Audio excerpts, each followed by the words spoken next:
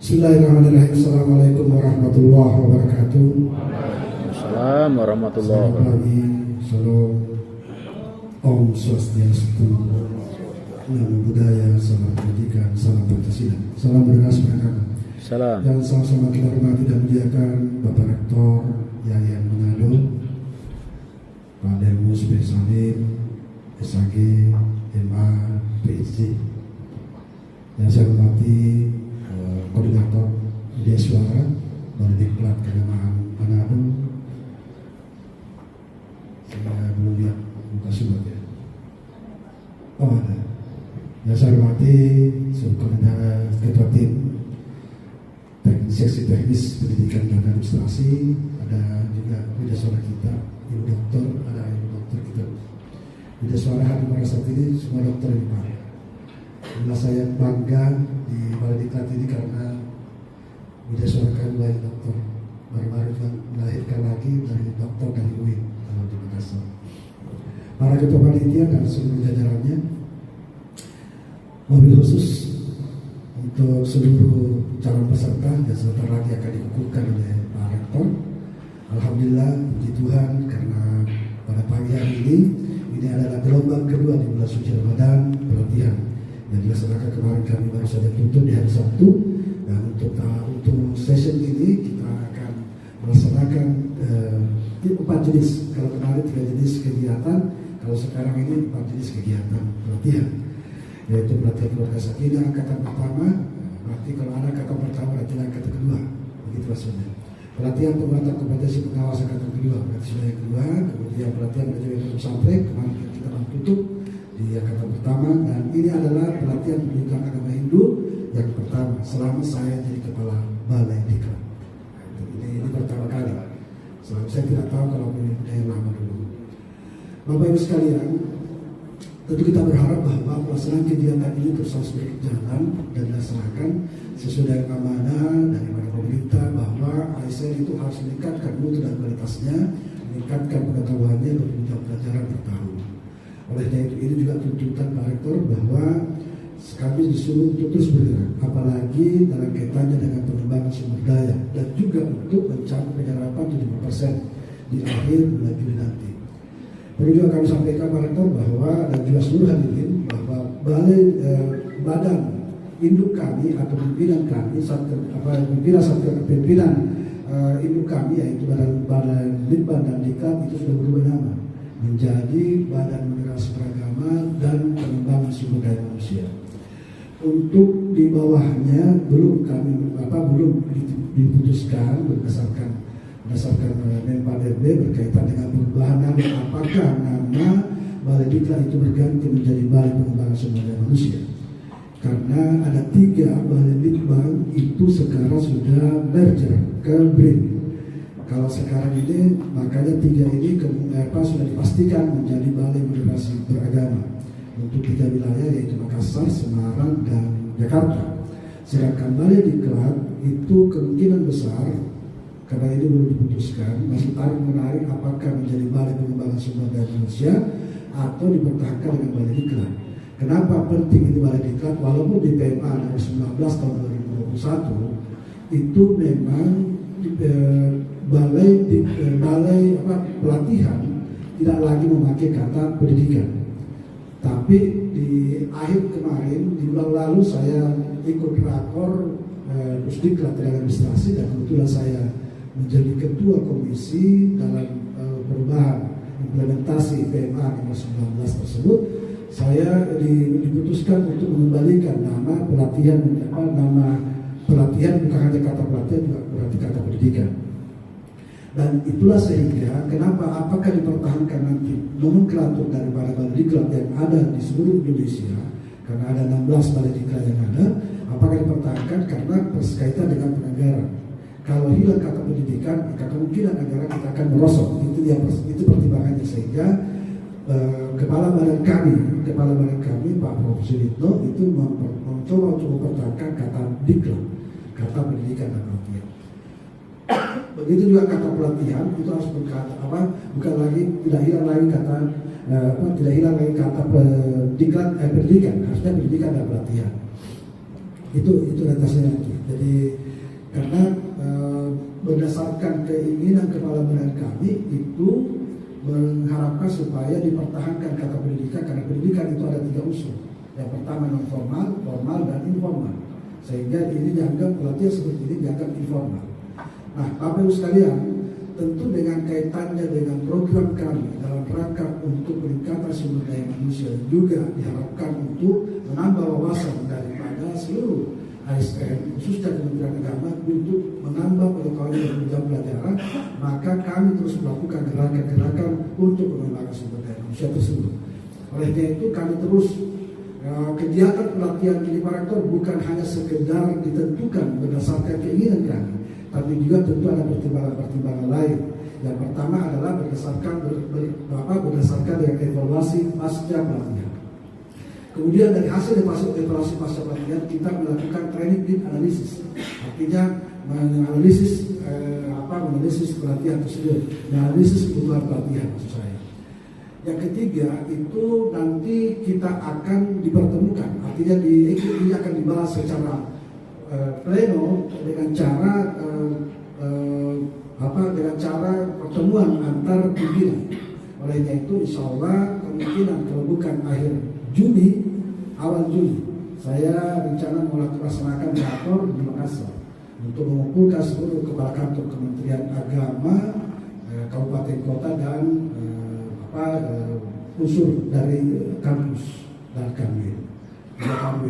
Itu kita akan bicarakan mengatakan untuk program untuk tahun 2024, kegiatan 2024. Saat ini kegiatan kami untuk reguler cuma 28 angkatan karena masih ada terblokir automatic adjustment dan juga saving 12% Pak Rektor, sehingga kami tahun ini agak tipis kegiatan kami, cuma pelatihan untuk reguler seperti ini cuma 28 angkatan, sedangkan PDWK 56 angkatan, kemudian masih ada PJJ pelatihan jarak jauh untuk 5 angkatan. Dan ini juga dalam kaitannya dengan pengembangan sumber daya sudah diprogramkan untuk tahun akan datang pertemuan tatap muka akan dikurangi.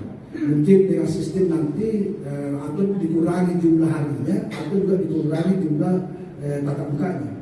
Tapi yang lebih untuk di tahun akan datang jumlah harinya itu dikurangi. Mungkin sistem pelatihan nanti bukan lagi klasikal remote tapi dengan sistem blended learning.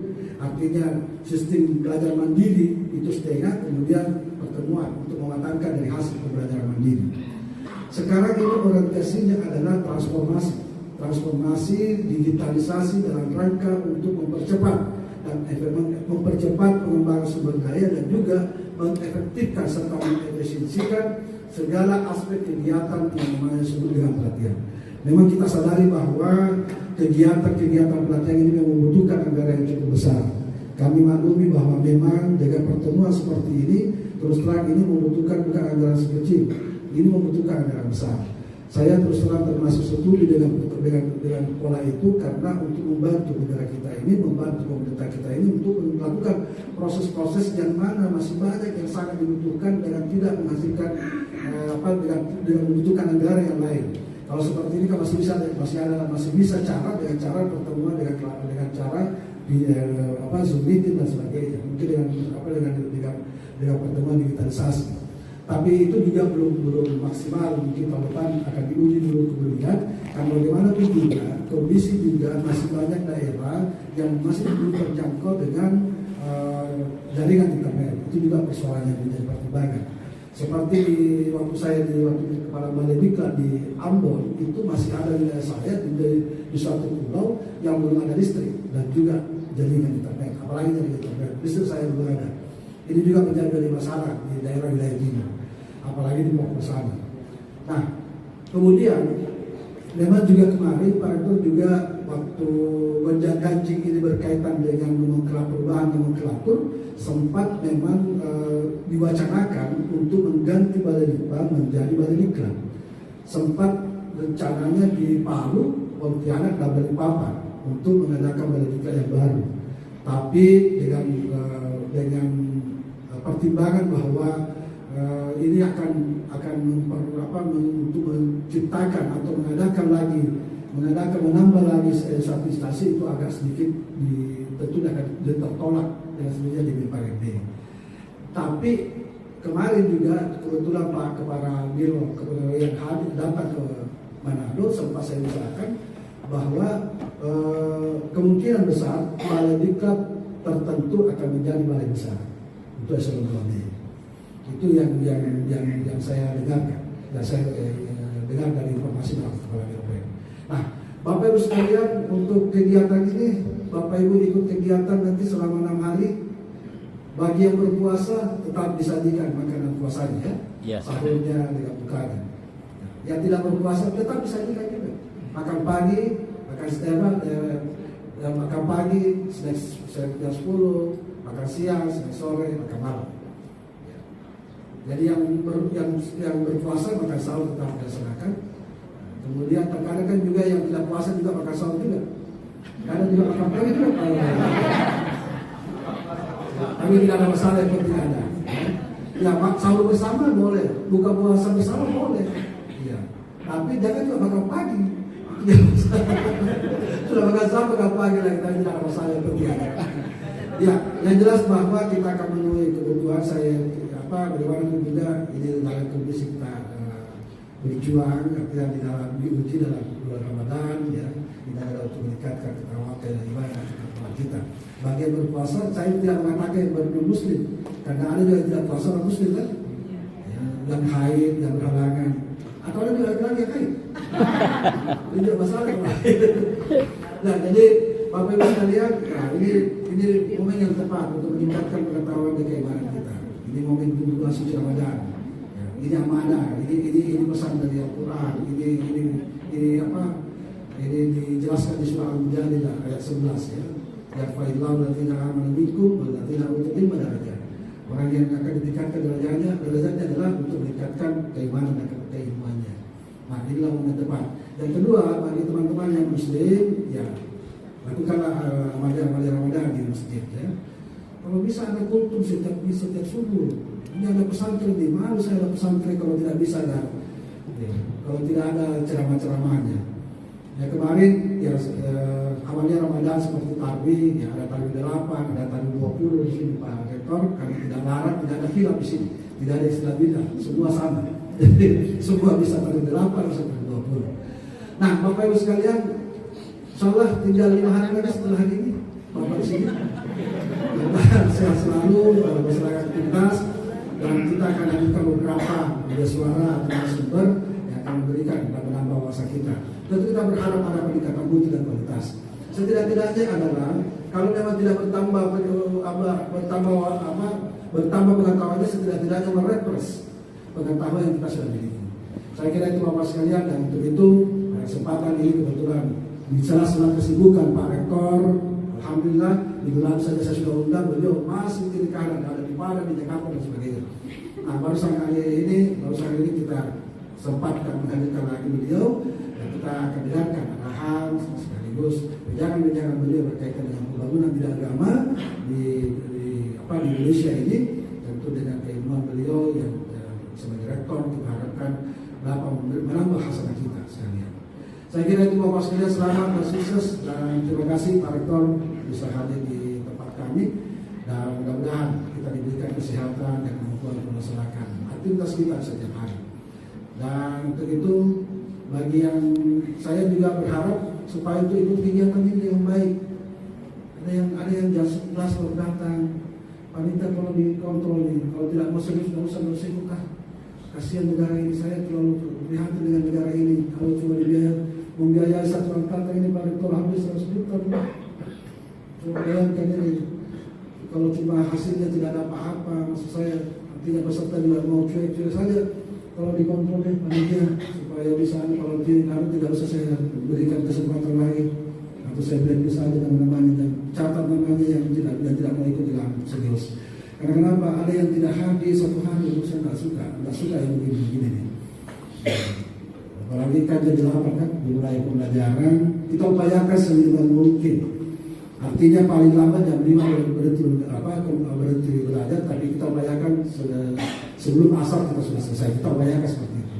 Maka Makanya oleh itu Insyaallah. Bapak Ibu sekalian, kita tahu kita sama-sama berpuasa, panitia juga berpuasa, tentu kita berharap semua serius untuk ikut kegiatan ini. Insyaallah. Dan bagi tidak yang mau ikut serius, ya saya minta tolong panitia catat namanya, saya akan berbicara dengan pimpinannya untuk di blacklist saja, itu sudah diutus kembali. Saya kira itu, terima kasih banyak dan mohon kiranya berkenan Bapak Rektor untuk memberikan arahan kepada kita sekalian. Sekian, Assalamualaikum warahmatullahi wabarakatuh.